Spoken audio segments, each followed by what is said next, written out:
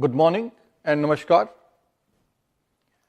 The Monetary Policy Committee met on 5th, 6th yesterday, 7th today of this month.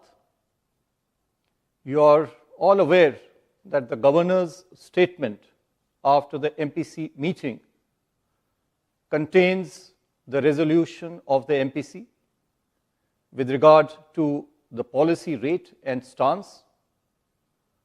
It also contains announcements and measures which have a bearing on the monetary and regulatory policies. The Monetary Policy Committee resolution is, of course, of interest to a large number of people from various walks of life. It impacts the lives of virtually all citizens of the country. The resolution also provides the rationale and the thought process of the MPC, and therefore is of relevance to businesses, economists, academicians, and the finance world. Apart from these MPC-related announcements, the Governor's statement has become an important medium for the Reserve Bank to highlight its priorities on which it would like its regulated entities to focus their energies on. It is an opportunity to point out areas of concern and challenges for the stakeholders to address their attention to. It is an occasion for the Reserve Bank to articulate its views on critical areas of interest. I will continue with this practice of a detailed statement after each MPC committee meeting. Now, before I come to the resolution of the MPC, kindly allow me a moment to reflect on the experience of the flexible inflation targeting framework. You are all aware that this inflation framework was put in place in the year 2016 and it was reviewed in the year 2021. You are all also aware that this is a monumental change in the monetary policy history of our country. And so I thought it fit that I reflect on the experience of the flexible inflation targeting framework. Well, I believe that it has served the Indian economy very well over these years, including the very challenging period since the pandemic. The average inflation has been lower post the introduction of this framework. Moreover, CPI has mostly stayed aligned with the target given under this framework, barring a few occasions of breaching the upper tolerance band since its inception. We in the Reserve Bank and the Monetary Policy Committee will continue to improve the macroeconomic outcomes in the best interest of the economy, using the flexibility which is embedded in the framework, while responding to the evolving growth inflation dynamics. Moreover, we will strive to further refine the building blocks of this framework by making advances in the use of new data, improving nowcasting and forecasting of key macroeconomic variables. We forecast, you are aware, growth, inflation, etc., because this is actually a forward-looking policy. And so we'll continue to do that and develop more robust models.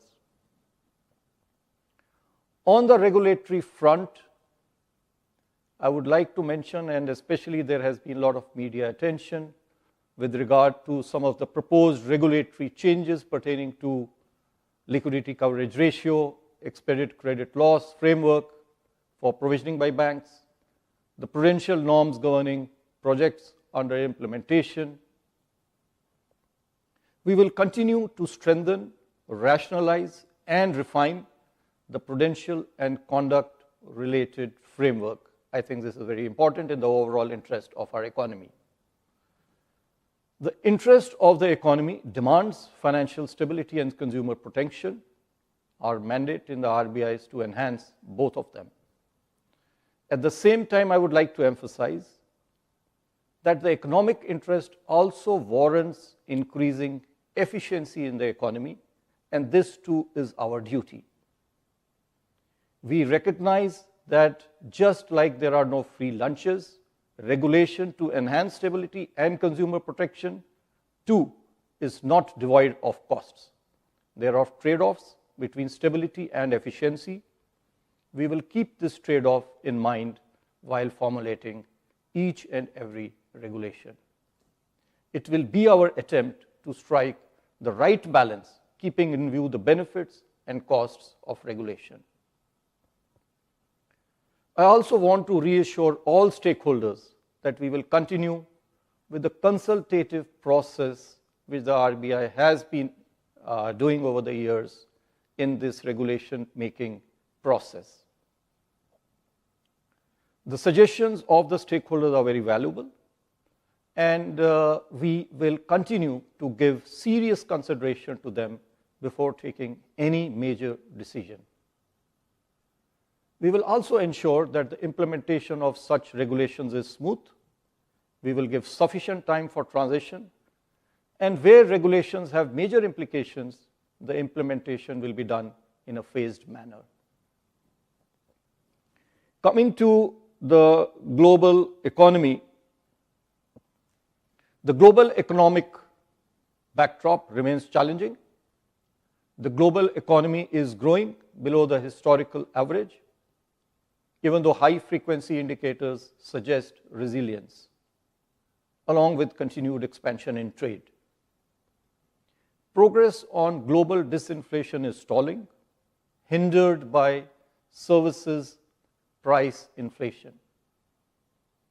With receding expectations on the size and pace of rate cuts in the US dollar has strengthened, bond yields have hardened, emerging market economies have witnessed large capital outflows, leading to sharp depreciation of their currencies and tightening of financial conditions. Divergent trajectories of monetary policy across advanced economies, lingering geopolitical tensions, and elevated trade and policy uncertainties have exacerbated financial market volatility. Such an uncertain global environment has posed difficult policy trade-offs for emerging market economies. The Indian economy, though continuing to remain strong and resilient, also did not remain immune to these global headwinds, with the Indian rupee coming under depreciation pressure, as you would have noticed in the recent months. At the Reserve Bank, I would like to assure all of you we have been employing all tools at our disposal to face the multi-pronged challenges. With this backdrop, let me now come to the Monetary Policy Committee resolution. As I mentioned, we met these last 3 days, concluding today. And after a detailed assessment of the evolving macroeconomic and financial developments and the economic outlook, as I mentioned, we are forward-looking, the MPC decided unanimously to reduce the policy rate by 25 basis points from 6.5% to 6.25%. I repeat, the MPC unanimously decided to reduce the policy rate by 25 basis points from 6.5% to 6.25%. Consequently, the standing deposit facility, SDF, the SDF rate shall be at 6.0%, and the marginal standing facility rate, also called the MCF rate, and the bank rate shall be 6.5%.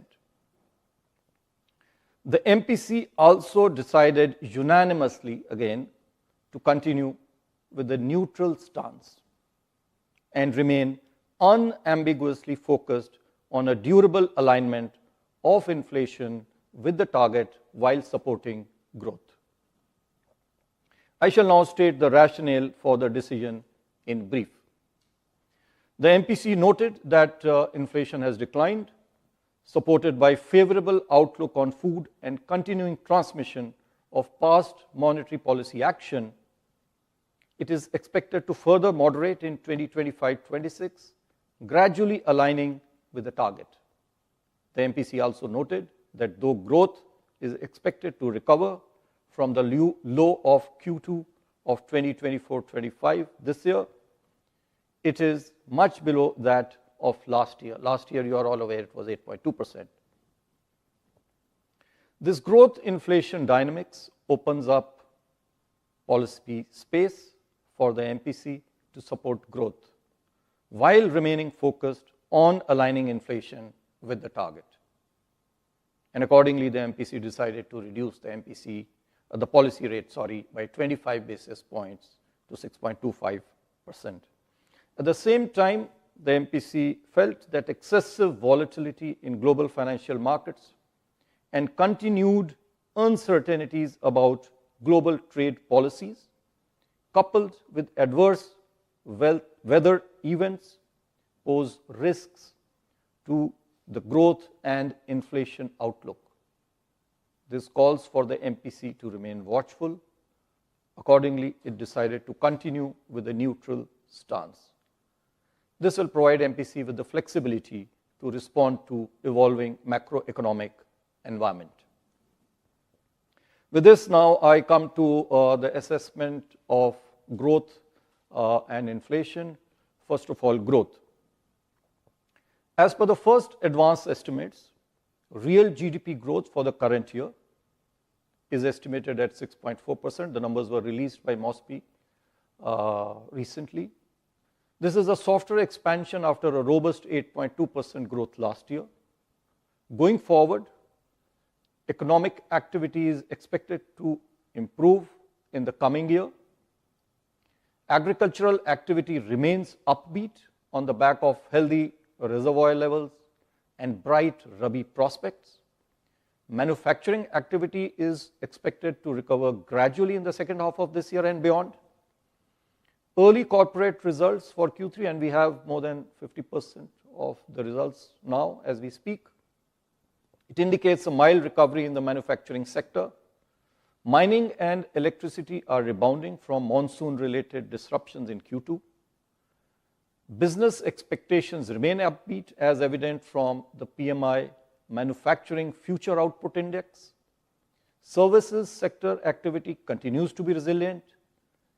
PMI services, however, declined from its recent peak.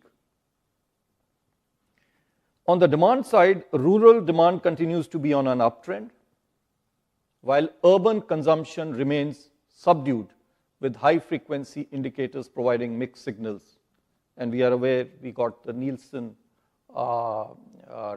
survey report also just yesterday. Going forward, improving employment conditions, tax relief in the union budget, moderating inflation, together with healthy agricultural activity, bode well for household consumption. Government consumption expenditure is expected to remain modest. Higher capacity utilization levels, robust business expectations, and government policy support augur well for growth in fixed investment. Continued buoyancy in services export will support growth. Global headwinds, however, continue to impact uncertainty to the outlook and pose downward risks. Taking all these factors into consideration, the RBI has estimated that real GDP growth for the next year to be at about 6.7%, with Q1 at 6.7%, Q2 at 7%, Q3 at 6.5%, and Q4 too at 6.5%. The risks are evenly balanced. Coming now to inflation, headline inflation, after moving above the upper tolerance band in October, has since registered a sequential moderation in November and December, standing at 5.2% now. Going ahead, food inflation pressures, absent any supply side shocks, should see a significant softening due to good Kharif production, winter easing as we witness every year in the vegetable prices, and a favorable Rabi crop prospect. Core inflation is expected to rise but remain moderate. Rising uncertainty in global financial markets, coupled with continuing volatility in energy prices and adverse weather events, presents upside risks to the inflation trajectory. Taking all these factors into consideration, CPI inflation for the current financial year is projected at 4.8%, with Q4, the current quarter, at 4.4%. Assuming a normal monsoon, CPI inflation for the financial year 2025-26 next year is projected at 4.2%, with Q1 at 4.5%, Q2 at 4%, Q3 at 3.8%, and Q4 at 4.2%. The risks are evenly balanced. I will now come to the external sector. The India's current account deficit moderated from 1.3% of GDP in Q2 of last year to 1.2% in Q2 of this year, 24-25. According to the World Bank, India, with an estimated inflow of $129.1 billion US, continues to remain the largest recipient of remittances globally last calendar year 2024. The current account deficit for this year is expected to remain well within the sustainable level. As on 31st January this year, I may inform you, India's foreign exchange reserves stood at 630 plus billion US dollars. This provides us an import cover of more than 10 months. Overall, India's external sector remains resilient as key indicators stay robust. I would like to mention over here, and especially because there has been commentary in the media about the Reserve Bank's exchange policy. Well, the Reserve Bank's exchange rate policy over the years has remained very, very consistent. Our stated objective is to maintain orderliness and stability without compromising market efficiency. The Reserve Bank believes in the market efficiency of the markets that we have in India for Forex. Accordingly, our interventions in the Forex market focus on smoothing excessive and disruptive volatility. It does not target any specific exchange rate level or band. The exchange rate of the Indian rupee is determined by market forces, and we will continue with this policy. Coming now to liquidity and financial market conditions, I may state that after remaining in surplus from July to November 2024, system liquidity as measured by the average net position under the liquidity adjustment facility did turn into a deficit during December 2024 and January 2025. This drainage of liquidity is mainly attributed to advanced tax payments in December 2024. You are aware there are quarterly advanced tax payments to be made, December being that particular month. For the advanced tax payments for Q3, that did have an impact.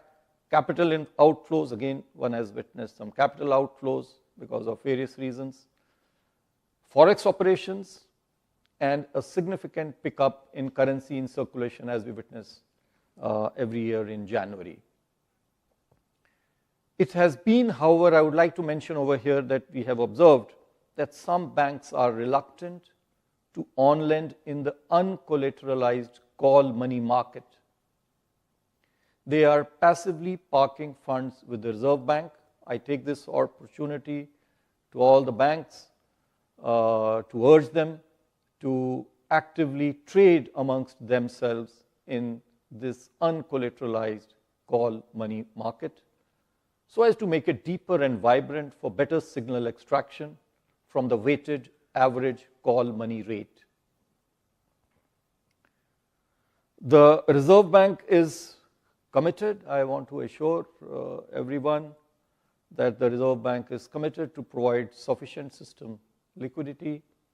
We have taken a number of steps in this regard, and we will continue to monitor the evolving liquidity and financial market conditions and proactively take appropriate measures.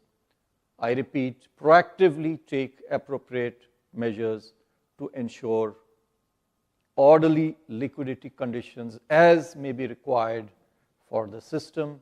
And when I say liquidity, it means not only transit overnight liquidity, but also durable liquidity to meet the requirements of the system. I now come to financial stability. The system level financial parameters for the scheduled commercial banks continue to be healthy. The credit deposit ratio for the banking system at the end of January 2025 was at 80.8%, broadly similar to that on 30th September 2024. Bank liquidity buffers are sufficient, though the net interest margin moderated, return on assets and return on equity are robust. The system level parameters for NBFCs too are very healthy. I also take this opportunity today to mention that the Reserve Bank has been observing Financial Literacy Week annually since 2016. This is with the purpose to enhance financial education in our country. Last year too we did this campaign. This campaign was focused last year on empowering youth adults.